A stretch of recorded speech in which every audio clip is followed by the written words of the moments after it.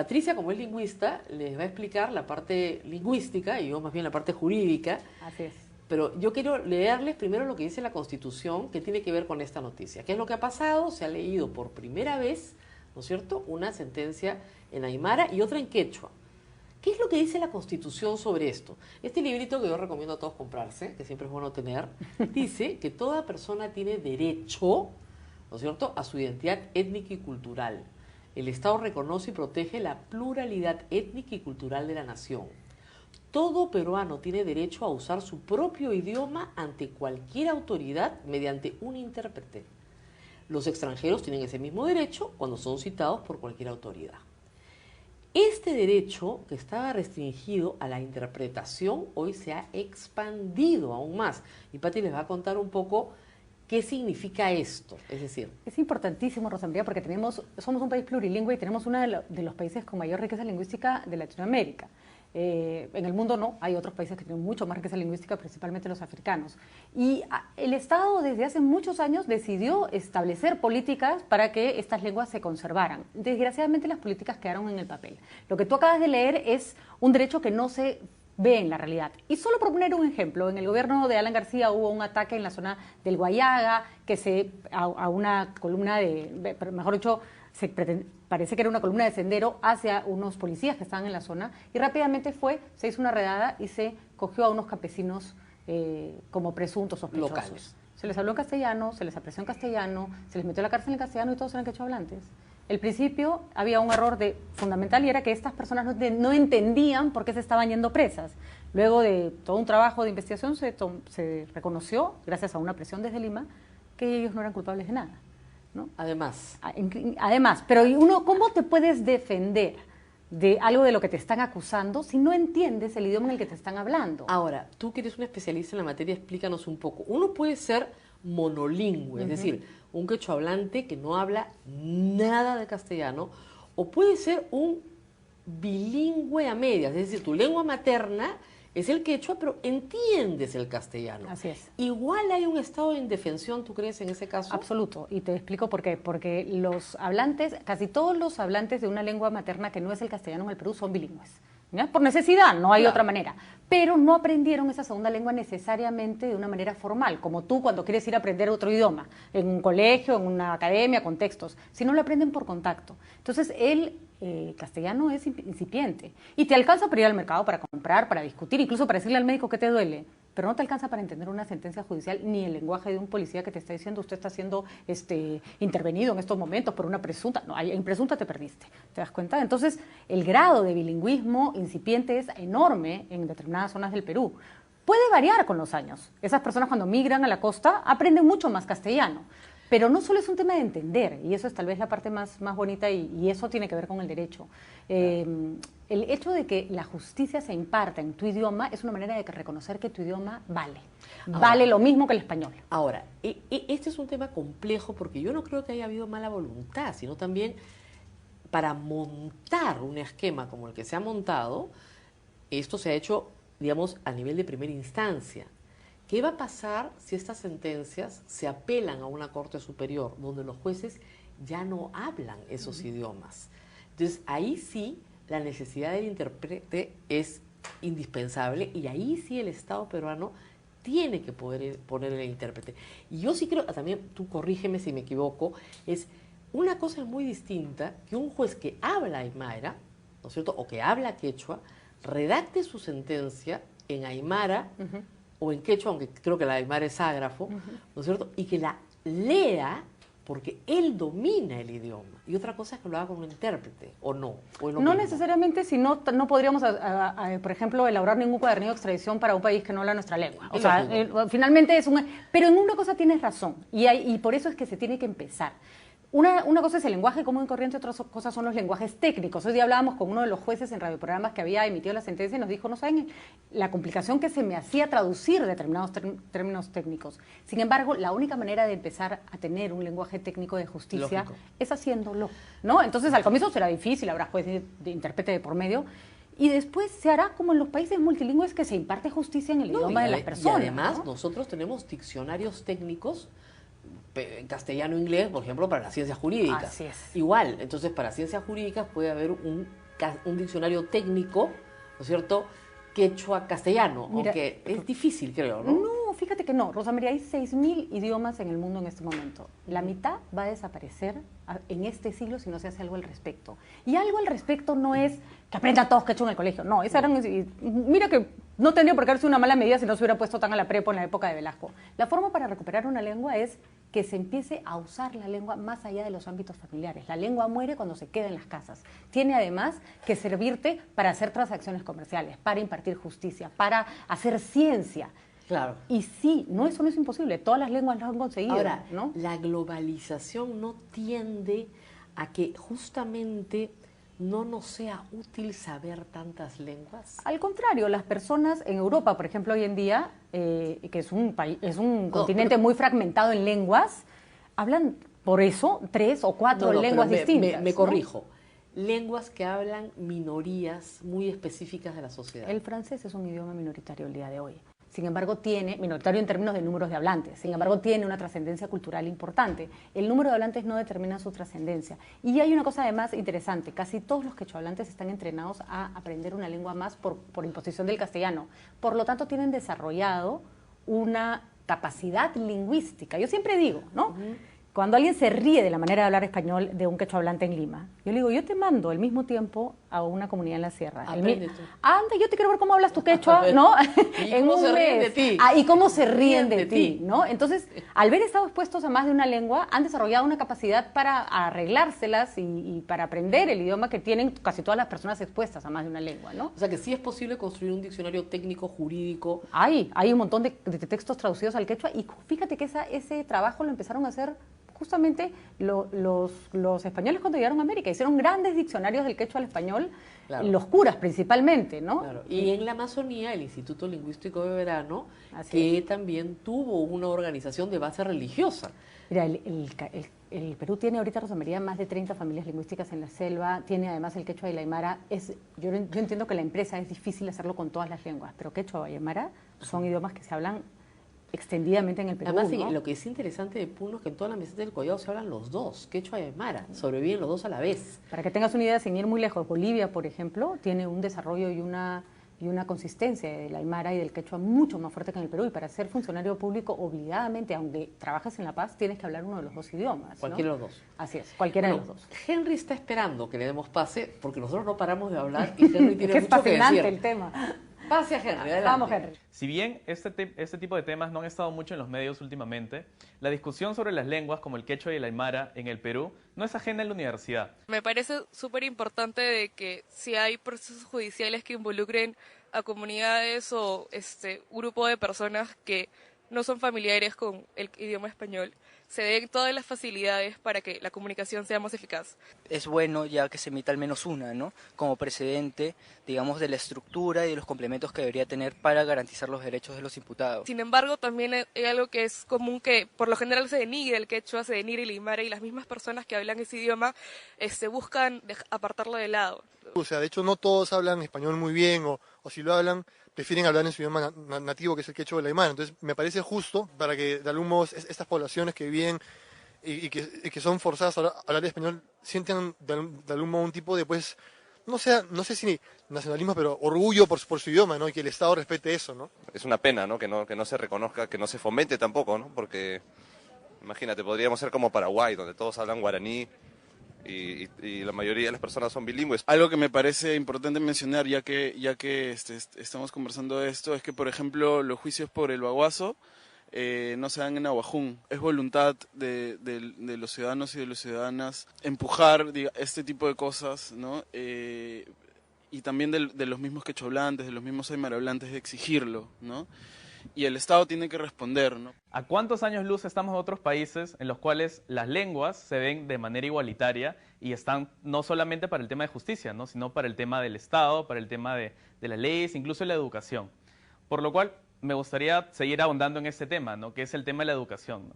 ¿Cuál sería el siguiente paso para poder ver que el quechua y el aymara no se pierdan y no estén ahí y sean discriminados o sean vistos por el clasismo, de repente por una falta de voluntad política, no se vean dentro de nuestra sociedad, ¿no? Se debería poner obligatoriamente en las escuelas, de repente en la universidad, o de repente, como dice la nueva ley universitaria, también tenerlos en cuenta a la hora de cuando te vas a egresar, ¿no? Si tienes al inglés o el francés, también tienes al quechua o el aymara, ¿no?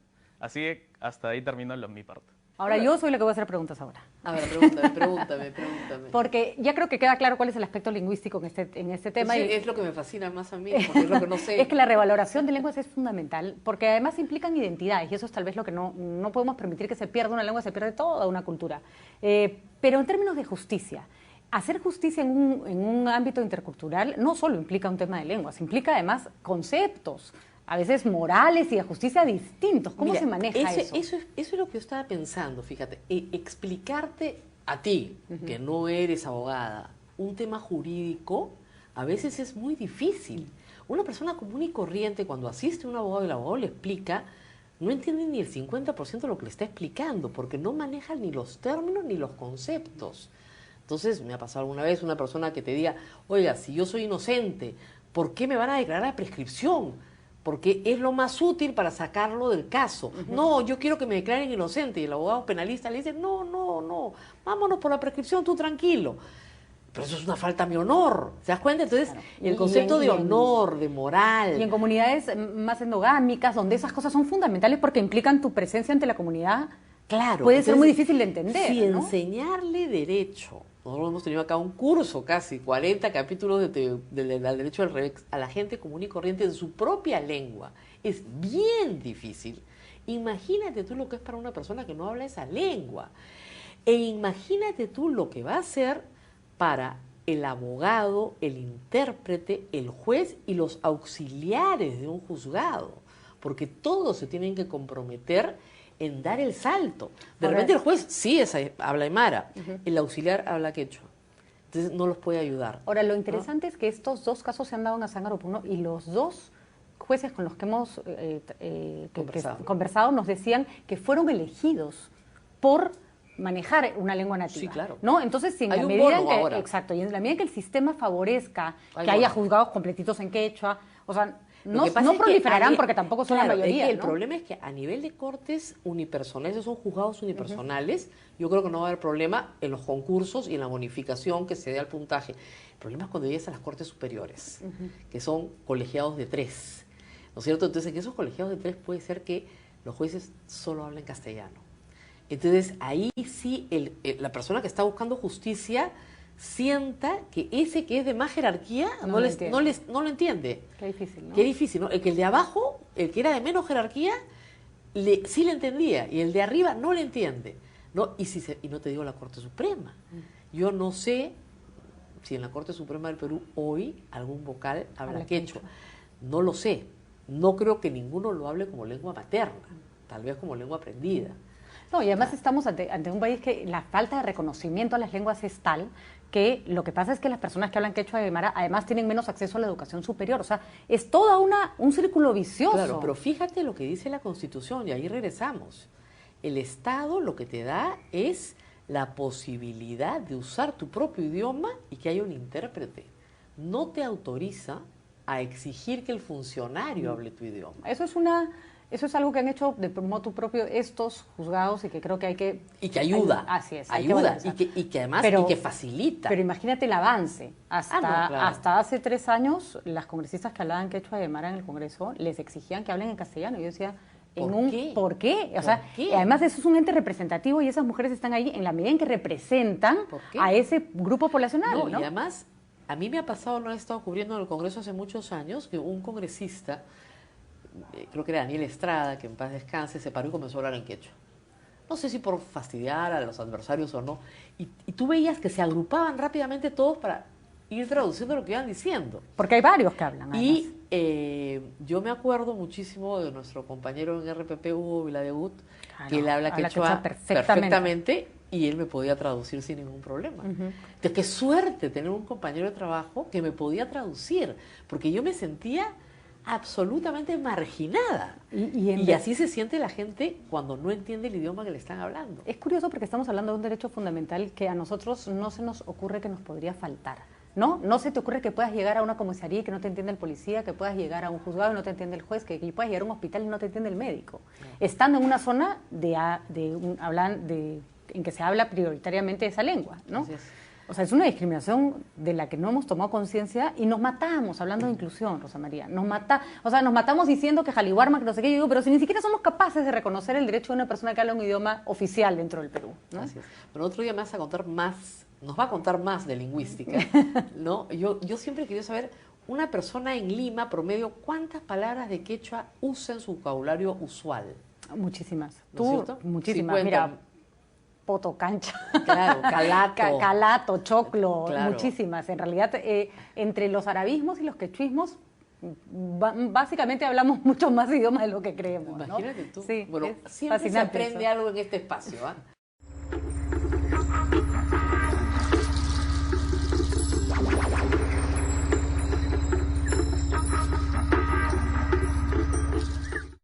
Bueno, Max, ya sabes que han pasado muchas cosas desconcertantes, especialmente en el imperio global que es hoy Estados Unidos. Eso está desembocando en que haya desconfianza con respecto a nosotros en varios ámbitos. Se cuestiona si nuestros acuerdos comerciales merecen la pena, si mantenemos nuestra palabra, si vamos a invadir a alguien o espiar a alguno de nuestros aliados, como pasó con el espionaje a Angela Merkel en tiempos de Obama. En fin, que se ha generado mucha desconfianza. Evidentemente, el discurso oficial dice que todo va bien, que todo volverá a su cauce y que todo forma parte del arte de la negociación. Sin embargo, los datos que podemos observar y a los que siempre podemos señalar no solo son los de la invención, creación y auge del Bitcoin desde el 2008, año de la crisis económica mundial, sino también la acumulación de oro que se está llevando a cabo por parte de ciertos países que están regresando a él. La falta de confianza internacional ha dado lugar a un velado mercado alcista del oro. Esto es un tuit de Dominic Frisby, en el que enlaza un artículo suyo aparecido en MoneyWeek. En él analiza un nuevo informe anual de 300 páginas de Incrementum, una sociedad de inversión de Liechtenstein. Esta sociedad ha sacado un informe llamado In Gold We Trust, Confiamos en el Oro, en el que se exponen muchos datos interesantes. Próximamente hablaremos de sus autores en el programa. El artículo sigue así.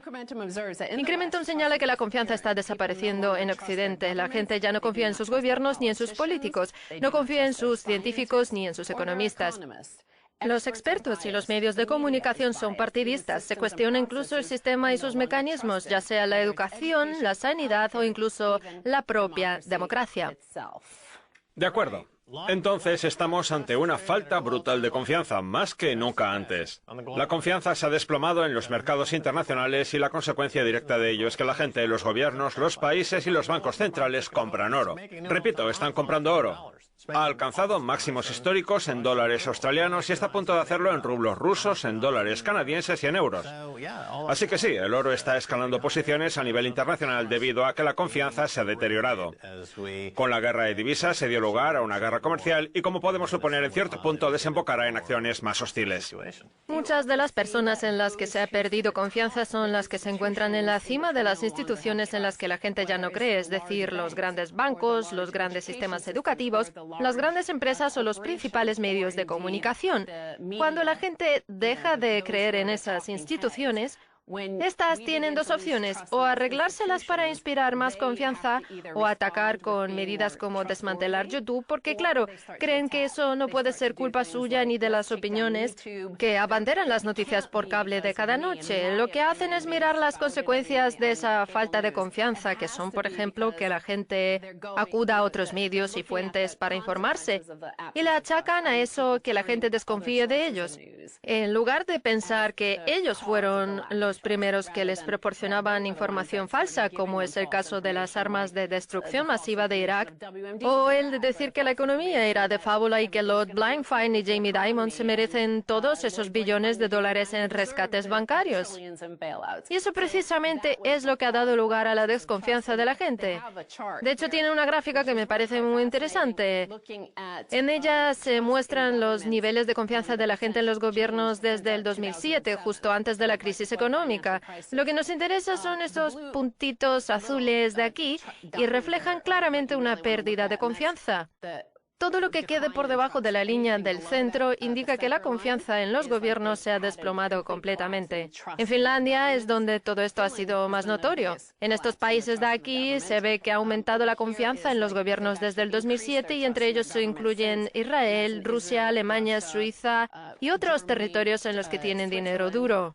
En todos ellos, de hecho, se ve un aumento de la confianza que se tiene en los gobiernos. El resumen es que la pirámide internacional de dinero fiat está a punto de venirse abajo. Sí, y otra cosa que se está viniendo abajo es la humildad, mientras que se están disparando los niveles de vanidad. El Homo sapiens, como especie, se está convirtiendo en una criatura vanidosa y superficial, incapaz de soportar cualquier crítica, sea del tipo que sea. Cualquier persona que tenga actividad en Internet y vea que están siendo críticos con ellos, suele reaccionar como un tirano. Hace que todo debate desaparezca.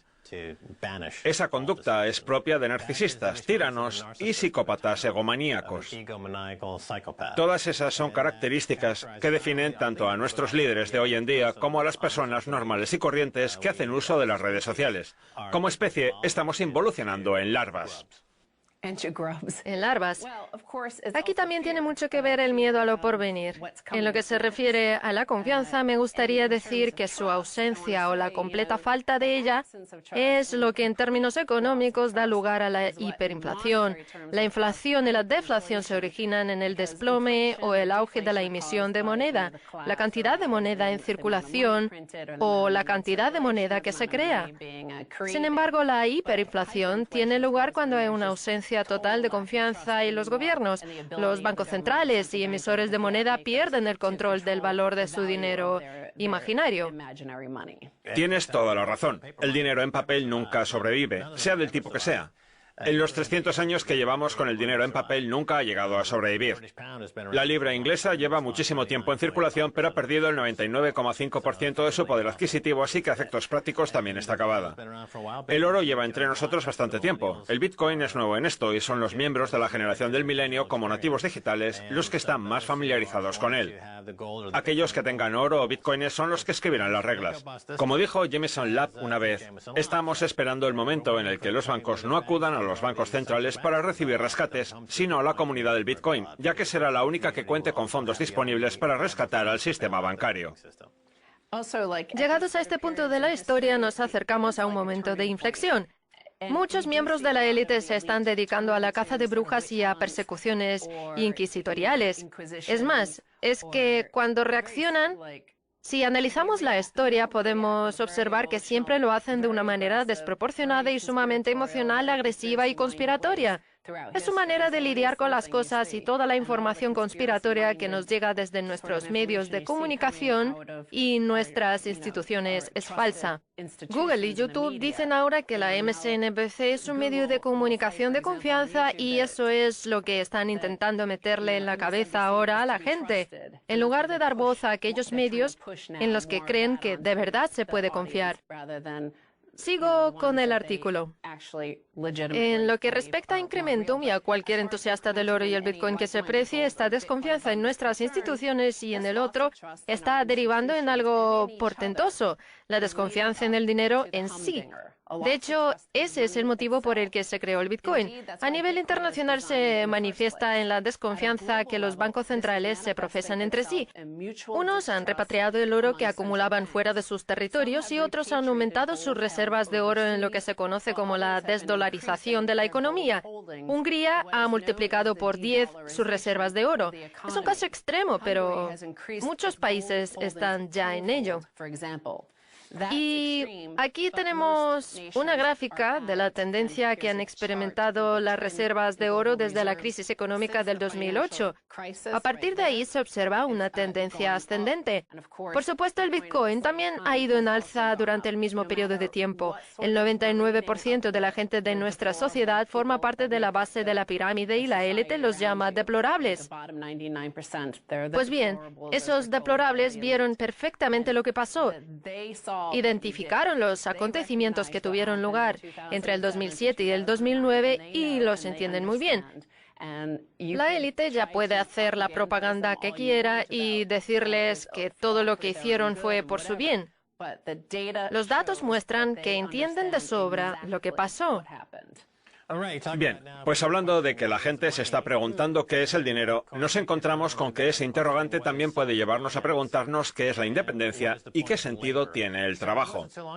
No hace mucho la gente no pensaba demasiado en el dinero, sino en lo que valían para la sociedad y en cómo podían contribuir a través de su trabajo o de su artesanía. Sabían que si alcanzaban la excelencia en algo como, por ejemplo, la carpintería, la fabricación de muebles o la forja del hierro, iban a tener trabajo seguro. El dinero era algo secundario, porque pensaban que, bueno, que pagar facturas estaba muy bien, pero que lo importante era quiénes eran y qué hacían. Durante los últimos 10 o 15 años hemos visto cómo esa idea ha desaparecido por completo. La gente no tiene independencia ni autoestima porque lo importante es jugar con el sistema. Nuestra economía global se ha convertido en algo basado en el juego. Es como un juego digital. Y como dice nuestro amigo Brock Pierce, del mundo de las criptodivisas, la vida se ha convertido en un juego en el que se ganan potenciadores constantemente y consigues puntos extra. Es un juego al que uno juega las 24 horas del día. Creo que ahí es donde se encuentra la economía mundial en este momento. Sí, pero conforme se desintegra el poder central internacional que ejerce el imperio, también lo hace la confianza. Y también creo que por eso, desde ese periodo de tiempo comprendido entre el 2007 y el 2009, se observa una especie de histeria de la identidad. La gente no sabe cuál es su identidad en un sistema que se desmorona. Es miedo puro. La gente tiene miedo de no entender quién es dentro del contexto de la economía internacional y del nuevo paradigma que está surgiendo. ¿Quién sabe qué es lo que está ocurriendo? Nadie lo sabe y tampoco podemos predecir el futuro. Lo que sí podemos ver es el pasado y los datos nos dicen que nuestros gobiernos funcionan para una pequeña parte de nuestra sociedad. Entonces, ¿quiénes somos? ¿Formamos parte de la sociedad y de la economía? ¿Quiénes somos si no somos parte de ello? Sí, es que hasta la capacidad de conducir un camión, que es a priori complicada, tanto tú como yo hemos probado a conducir un camión de 18 ruedas y es difícil, está desapareciendo. En la actualidad, tan solo un 20% de la economía estadounidense se basa en conducir camiones o está relacionado con esa actividad, porque todos los procesos se han automatizado. Ahora tenemos como a decenas de millones de estadounidenses que se verán perdidos en un desierto existencial, sin tener ni idea de cuál es su valor en la sociedad y dedicándose a jugar a videojuegos para sobrevivir junto a todos los demás. Tanto Wall Street como la Reserva Federal son videojuegos, y también lo son todas las empresas que generan la mayor parte de sus ingresos a través de manipulaciones internas de caja. Aunque alguien esté produciendo una comida o bebida, fabrique productos o construya tractores para Caterpillar, la mayoría de los beneficios le llegan de jugar a videojuegos desde su propia caja. Los videojuegos son la única opción disponible en este momento y, como tú misma has dicho, lo que están haciendo es intentar ganar potenciadores y abrirse camino hacia el centro del juego. Hacerse con el poder e imprimir las piezas del juego. Lo que buscan muchos miembros del mundo de las criptodivisas es que los nuevos tokens les permitan ser los reyes del mambo en el centro del juego de las monedas. Hablando de tokens y de acumulación, tengo aquí un gráfico de las reservas de oro de Rusia de las cantidades que lleva acumulando año tras año. Hasta el 2007 y el 2008, cuando ocurrió la crisis económica, se mantuvo estable y luego aumentó. También han hecho una gráfica de China en la que tan solo se muestra una parte, que es lo que han declarado de manera oficial. Y la gráfica también tiene forma de parábola a partir del 2007, el 2008 y el 2009. Los que escriben los algoritmos que conforman el juego de nuestro sistema financiero internacional y de nuestro sistema monetario están comprando oro y activos duros, porque ven que los jugadores están perdiendo la confianza en el juego. Puede que vaya siendo hora de plantearse comprar oro y bitcoins, ¿no? Pues sí, a mí me encantaría ver a iOS y Black One agarrar 4.000 millones de los dólares que ganaron y dedicar 2 o 3.000 millones a comprar oro. Tendría sentido, no me sorprendería. Quédense donde están, les traemos mucho más en la segunda parte. Bienvenidos de nuevo a Kaiser Report, soy Max Kaiser. Ahora vamos a hablar con Michael Pento de pentoport.com. Bienvenido, Michael. Muchas gracias por volver a invitarme, Max. Muy bien. Michael Pento, los mercados esperan hasta 3 o 4 recortes de tipos de interés de aquí a diciembre. ¿Qué opina? Pues mi primer pensamiento fue que hace muy pocos meses que dijeron que iba a haber 3 o 4 subidas de tipos de interés. Me parece increíble que la gente todavía confíe en nuestro Banco Central y crea que tienen una mínima idea de lo que ocurre en la economía. ¿Cómo es posible que pasemos de un índice de fondos de la Reserva Federal que se supone que iba a subir a un 3,5% a que de repente digan que puede que haya un recorte de tipos? Además, el balance, que ya sabemos que es de suma importancia, reflejaba una monetización de 3,7 billones de dólares y ahora se supone que vamos a bajar de 4,5 billones de dólares a cerca de 2 billones. Además, se va a monetizar permanentemente y va a planear una estructura a largo plazo de 3,5 billones de dólares. Así que no sé por qué alguien iba a darles ninguna credibilidad o a tener fe o esperanza en la Reserva Federal, sobre todo sabiendo lo que está ocurriendo con la economía. Lo que realmente está al tanto de lo que ocurre con la economía es la curva de tipos, y el hecho es que ahora mismo está radicalmente invertida. Así que tenemos a la tasa de interés de los fondos federales en un 2,39%, mientras que el bono a 10 años está al 2,15%. Por eso la banca en la sombra, que toma prestado dinero de los creadores de mercado y compra obligaciones de deuda garantizada, títulos hipotecarios y ese tipo de instrumentos que se procesan y aseguran por parte del sistema bancario, todas esas cosas, todos esos márgenes, se han reducido al cero e incluso a menos de cero. La masa monetaria ha disminuido, la curva de tipos se ha invertido y, desafortunadamente, vamos camino de una recesión. Pero me gustaría decir una cosa, aunque al final acabarán siendo unas cuantas, y es que ¿qué demonios ha pasado con el tema de la recesión? ¿De dónde sacan los bancos centrales la idea de que, por algún casual, el mercado de valores no iba a tener nunca una tendencia a la baja y de que las recesiones ya no se permiten? ¿Cuándo ha ocurrido eso? De acuerdo. Centrémonos un momento en lo de la curva de tipos. Entonces, lo que pasa es que las tasas cortas están más altas que las tasas largas. Para mí, lo que quiere decir eso es que los bancos no confían los unos en los otros porque saben que no tienen solvencia. La Reserva Federal está inundando el sistema con efectivo para evitar un congelamiento de crédito, pero no van a tener éxito. Las tasas cortas nos indican que los bancos no tienen liquidez, Michael. Y la segunda parte de la crisis económica del 2008 está a punto de comenzar. Sí, a ver, con respecto a la situación de los bancos en el 2007, tengo un par de datos al respecto. En aquel momento, la deuda de las hipotecas subprime era de 1,5 billones de dólares y la deuda de hipotecas estadounidense la superaba con 10 billones de dólares. Por aquel entonces, Ben Bernanke no dijo que las hipotecas subprime fueran motivo para estar alerta, preocuparse o tener miedo porque la solvencia de los bancos estaba en peligro. Si alguna vez llegó a admitir que había una crisis de las hipotecas subprime, lo único que hizo fue calificarla de insignificante y afirmar que no teníamos nada que temer. Y ahora le doy el siguiente dato. La deuda de las empresas, que alcanza ahora mismo los 5,4 billones de dólares, está calificada con triple B y está tan solo un punto por encima del bono basura e incluso menos. Así que si tenemos en cuenta la cantidad de préstamos apalancados que son peores que los bonos basura y no cuentan con garantías, nos quedamos con una deuda descomunal y una deuda calificada con triple B que equivale a 5,4 billones de dólares, Max. Cuando los mercados de crédito se congelaron a finales de noviembre y diciembre del 2018 y no se emitió certificado de deuda alguno en el mercado de alto rendimiento, y un 25% de las empresas del índice Russell 2000 están abocadas a ser empresas zombies, lo que implica que deben emitir nueva deuda para pagar los intereses de una deuda ya existente.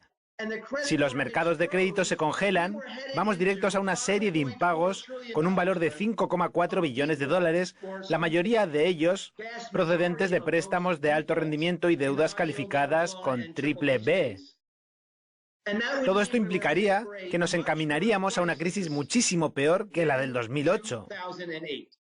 La Reserva Federal tuvo una gran revelación y cayó en todo esto en Navidad, más o menos.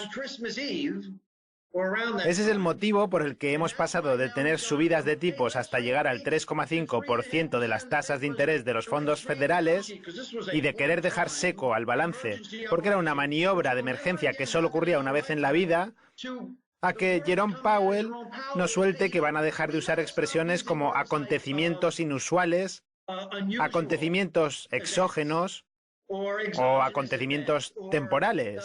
Básicamente admitió y declaró que las medidas que habían aplicado con tasas al 0% de interés, flexibilización cuantitativa, renta básica universal y muchas más medidas extremas, a las que la Reserva Federal calificó como nuevas y para casos de extrema emergencia, se iban a convertir en medidas habituales en el Banco Central estadounidense e incluso en los bancos centrales de los demás países. Muy bien. Hablemos de un tuit que publicaste hace poco. Cito, cuando el valor total de las acciones era apenas la mitad del PBI, como ocurrió entre mediados de los 70 y mediados de los 90, la economía era capaz de controlar el mercado de valores. Pero cuando la emisión de moneda lleva a las acciones a multiplicar por 1,5 veces el valor de la economía, son las acciones las que pasan a controlar el PBI. ¿Le importaría profundizar un poco en esto? Es decir, en las diferencias que existen entre una economía que lidera las acciones y... Cuéntanos, Michael. Pues Max, es evidente. En 1987 el mercado de valores cayó en un 23% en un solo día y unos meses más tarde estaba arreglado. No hubo recesión ninguna en 1987 porque en aquel entonces el valor de las acciones y del mundo financiero era tan solo una pequeña parte de la economía internacional. La economía manufacturera tenía un poco más de peso en aquellos días. La economía iba más allá de Wall Street. Y por lo tanto podía darse un verdadero desplome, una bajada brutal, y de hecho, más de una cuarta parte del valor de las acciones se desplomó en un solo día, y la gente se quedaba como, es una faena para Wall Street, pero el resto de la economía está bien. Sin embargo, cuando el valor de las acciones multiplica 1,5 veces los ingresos totales del país que sea, que por cierto, eso es falso, porque la mayor parte de los ingresos de la actividad y del consumo del PBI estadounidense deriva del dinero gratis, entonces es cuando tienes un grave problema. Ese es el motivo por el que Donald Trump y Jerome Powell se obsesionan tantísimo con cada uno de los dólares que proceden del mercado de valores. Porque si vivieran algo parecido a lo que ocurrió en 1987, o algo un poquito peor, como por ejemplo que el mercado perdiera un 30% de su valor, se encontrarían con que el mercado es la economía, con que es el que controla a la economía y con que la economía estadounidense depende enteramente de él, porque es una parte fundamental. Wall Street ha usurpado el resto de la economía. A mí me resulta muy interesante que en el Banco de Japón tengan ahora acciones en sus libros contables que superan al PBI del país entero. Sí. Lo que usted quiere decir es que no cuentan con una economía subyacente, sino solo emisión de moneda y especulación. Desde la crisis económica del 2008, la repartición del valor agregado de la economía ha seguido disminuyendo de manera significativa. Por su parte, el capital social ha seguido en aumento a causa de la flexibilización cuantitativa. ¿Cree que es relevante que los consumidores estén ganando el capital social más reducido de la historia? Pues claro. Para la clase media, el camino a la perdición fue una transición sin brusquedades y muy bien estructurada. Hoy he oído a Steve Moore en la CNBC y se supone que es un tipo que sabe de lo que habla y que es parte integrante del paquete de recortes de impuestos de Trump. Pues bien, Steve Moore estaba en la CNBC diciéndole a los espectadores que la Reserva Federal debería bajar las tasas más de 25 puntos básicos, que hasta deberían bajarlo 100 puntos, o sea, directamente un 1%. Y sus argumentos no eran que la economía va camino de una recesión, ni que la curva de tipos se ha invertido, y que a la masa monetaria la están succionando prácticamente del sistema bancario, ni que los consumidores estadounidenses ya no pueden más. Su argumento, por el contrario, era que hay que cumplir un estúpido e inútil objetivo de inflación del 2%. No por mucho, sino por 50 puntos básicos. Así que la clase media está actualmente cautiva hasta del que en su día fue uno de mis héroes, Steve Moore.